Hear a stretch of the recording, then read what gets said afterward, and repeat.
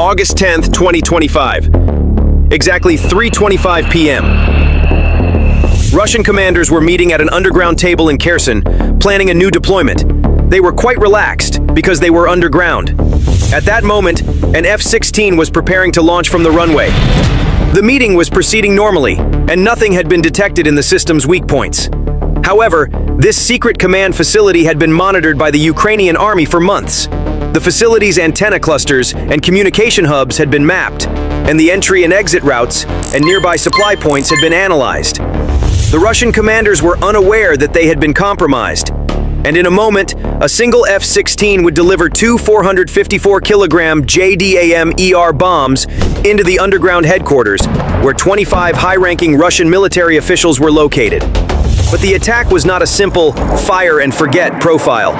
It required a long approach at low altitude, millimeter-precise course corrections to evade radar detection, an attempt to open a window without entering the line of sight of Russian air defenses, and a brief pop-up climb at the most critical moment. The terminal phase of the F-16 flight plan had also entered 68 kilometers east of the underground command center in Kherson.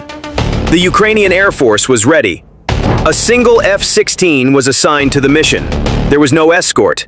There were only decoy UAVs and surveillance UAVs. All would be synchronized. The F-16 used a mobile base. The auxiliary runway was sufficient.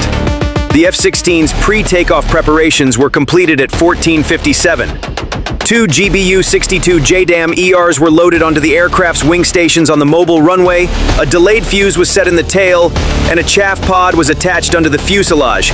Two AIM-120s were left on the aircraft's wingtips, and an AN/ALR-56M threat warning receiver and an ALE-50 towed decoy cassette were attached to the fuselage lines. Range and climb safety were increased with two 370-gallon external tanks. On the software side, WGS-84 coordinates, the GPS-INS guidance profile of the bombs, and the toss swing parameters were loaded, and the pilot briefing reiterated why low-altitude flight was vital. The F-16 pilot was ordered to fly at an altitude of 50 to 60 meters. This is because the radar horizon is limited by the line of sight. When the target is very low, even a high-powered S-300-400 radar's realistic detection range over flat terrain drops to approximately 25-30 kilometers due to the curvature of the Earth. If the F-16 flew at this altitude and remained undetected until it entered the standoff range of the JDAM ER, it could manage the short illumination window of the radar's delayed activation with a combination of jamming plus maneuvering plus decoy. In other words, it could even evade S-400 radars. At 15:03, the afterburner was activated. The aircraft took off, the landing gear was retracted, and the pilot descended to the 50-60 meter range in a nap of the Earth profile on the first leg. However, this was not an easy game of hide and seek, because flying low requires the flight computer to instantly balance wing load and thrust with every vibration, and it also increases the risk of ingesting foreign objects that could exceed the engine compressor's tolerance. Precisely for this reason, the route was charted through a clean corridor derived from previous satellite passes. Surveillance drones rose above the secure side of the border and monitored the facility's rhythm. The antenna was rotating, service doors were opening and closing, indicating a meeting inside. However, the most fragile link in the plan was not the approach. The real risk was the pop-up climb required for the bombs to gain range, because at that moment, the aircraft would rise above the radar horizon, and the Russian illumination beam would definitely try to catch it. The decoy package was activated at 15:18. Several mini UAVs broadcast intermittent false signals with low RKA, cluttering the radar tables, while a few others simply left optical traces, adding noise to the detection confirmation loop. The goal was to delay the question, "Where is the F-16?" in the operator's mind for a few seconds. At exactly 15:21, the ALR-56M gave its first paint warning. Illumination opened from the northeast. The pilot entered a beam maneuver and flew at a right angle to the radar, making Doppler discrimination difficult. The ALQ-131 emitted broadband noise, but the soon followed as expected. A SAM launch warning came. The pilot released the ALE-50 tow decoy, slightly reduced speed, increased the turn radius to disrupt the missile's lead cone. A few seconds later, the missile chasing the decoy target fizzled out at a long range. This first chance defense was missed. For the attacker, it meant it was time to pop up, because after this attempt, the radar operator would reacquire the target and open a second firing window. At 15:22, the F-16 popped up at an angle of 35 to 40 degrees to approximately 2,000 meters. This climb was to energize the wing kit that provided range to the JDAM ERs.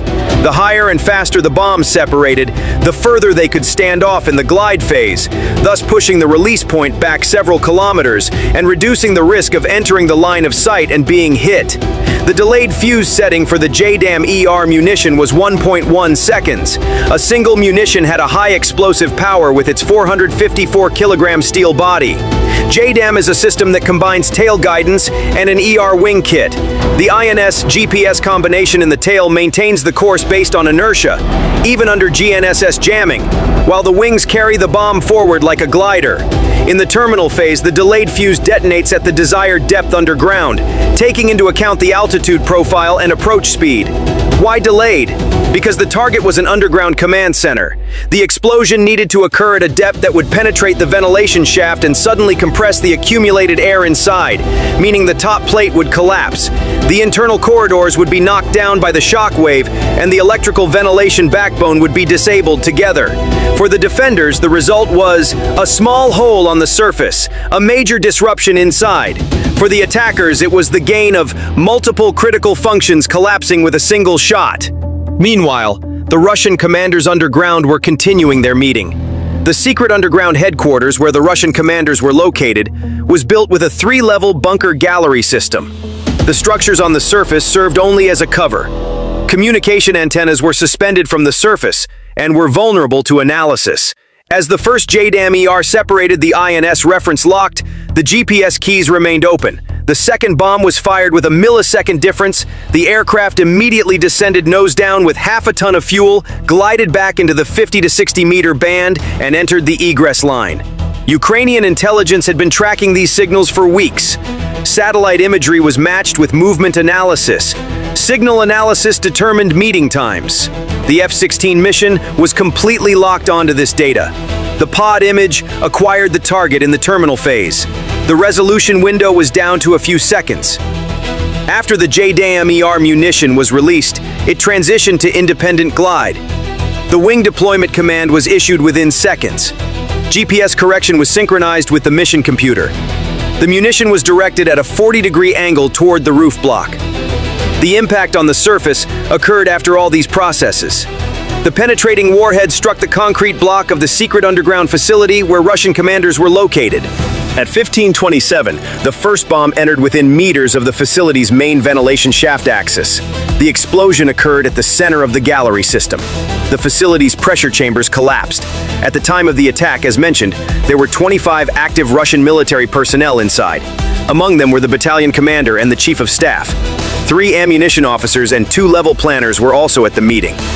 The ammunition scattered the center line in the first explosion, delivering the initial shock to the Russian commanders. The second bomb, which arrived seconds later, actually conveyed the message of how everything would end inside the underground facility after the initial shock. This explosion, accompanied by the message, collapsed the ground floor. The support columns inside broke. The electrical system was disabled. There was no fire, but the walls collapsed due to pressure. The high-ranking Russian military personnel could not escape outside. They did not have enough time to do so, and everything was in disarray. The second gallery inside the structure was completely collapsed. The pressure load from the upper floors cracked the ground block.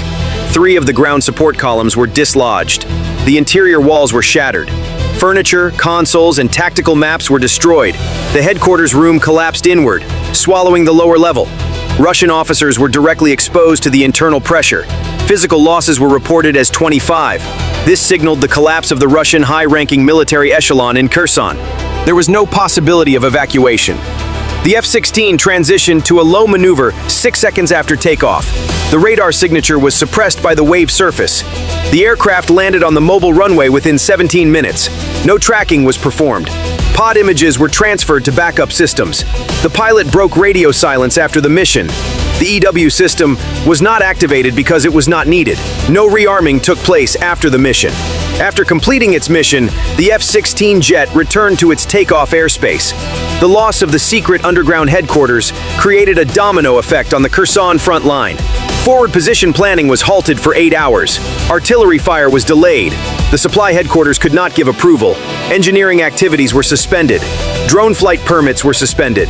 Without new orders, Russian troops remained inactive. Relocation decisions could not be made. Transport orders were frozen. Without a command center, the line did not function. It is important not to overlook the specific purpose of the bombs added to the F-16s that achieved all this. JDAM-ER munitions create a strategic impact in selective missions. The penetrating warhead is designed for internal destruction rather than surface damage. Its winged structure extends its range. GPS-guided flight is backed up by an inertial system. It can hit the target without deviation. It works in full synchronization with the pod image. The delayed fuse produces an explosion inside the volume. The pressure remains inside. The wave energy is fragmented on concrete walls. This increases personnel losses. Of course, the defender has options against this. Deeper shelters, more shafts, backup power, more frequent radar, and thicker close-in air defense. But every reinforcement creates a new weak link. Ventilation must always face outward. Power must surface somewhere. Fiber must connect to the outside world somewhere. The attacker finds that link and destroys it with geometry plus timing. However, let's also add this.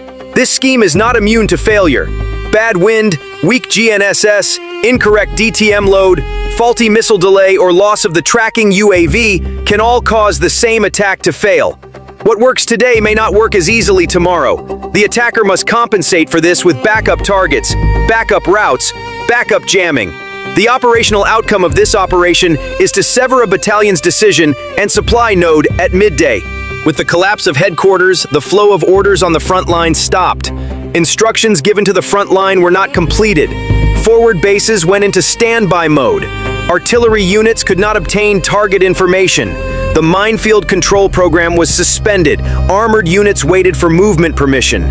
Drone reconnaissance flights were delayed. The communication line could not be transferred to the backup system. This gap lasted for 72 hours. During the same period, Ukraine exerted pressure on 8 fronts. The Russian side was unable to respond immediately to the destruction of the headquarters. The backup personnel were not ready. A new chain of command could not be established. The secondary headquarters was located far away. Data transfer was done manually. The coordination period was extended. Communication frequencies were mixed up. Frontline units fell into chaos. Double orders were sent to the same target. Some batteries were unable to fire. The F-16 created this effect with a single shot. The aircraft was only on a 20-minute mission. It used a single munition.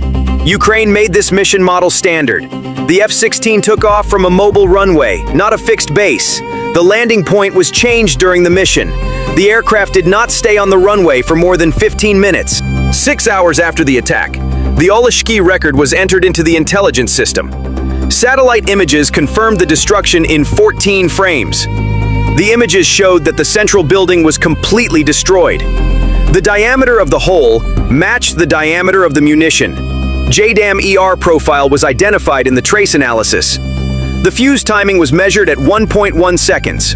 The blast depth was 3.2 meters. The target collapsed from the inside. Field reports obtained on the same day confirmed the list of 25 people. Among them were 2 colonels, 4 lieutenant colonels, and 3 engineering chiefs. These reports reinforced the F-16 mission verification. F-16 missions became a deterrent in this environment. The flights were not visible, but the impact was clear. Radar systems failed to respond. EW capacity was insufficient. Ukraine disabled the system with a single shot. Missions were completed quickly. Post-firing tracking was not possible.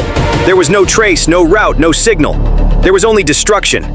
This created psychological pressure. On the Russian side, headquarters discipline changed. New structures were pulled back deeper. Decision-making processes lengthened. The number of officers visiting the field decreased. Concealment became a priority. This weakened coordination. Communication times increased. Reaction times slowed down. Overall, the defense reflex decreased. This worked in Ukraine's favor. JDAM ER munitions once again created a fear effect in the field. A single bomb dispersed an entire battalion. The target could not be identified, countermeasures could not be developed, the trail could not be followed, radar could not detect it. The pod image provided the solution. The shot was fired without delay. Accuracy was 100%. The tactical success was complete. The F-16 mission structure in Ukraine was redesigned after the attack. The number of mobile bases was increased. Fuel supply lines were duplicated. Pod systems received software updates. The mission computer began to produce solutions faster. Pilot training was renewed according to tactical scenarios. The radar signature suppression time was extended. Targeting systems were synchronized. Ammunition firing delay was optimized. Mission duration was shortened. Signal interference in new missions was resolved with additional measures. The jammer system was activated. Noise frequency was reduced. Pod data transfer was accelerated. Targeting time was reduced to 1.3 seconds. Delayed fuse sensitivity has been improved. Heat dispersion has been increased. GPS deviation has been reduced. The accuracy range has been narrowed. Ammunition reliability has been increased. In short, by firing JDAMs from F-16 fighter jets, the Ukrainian Air Force had broken not only the Russian military's secret underground facility in Kherson, but also the backbone of the Kremlin itself. Thank you for watching.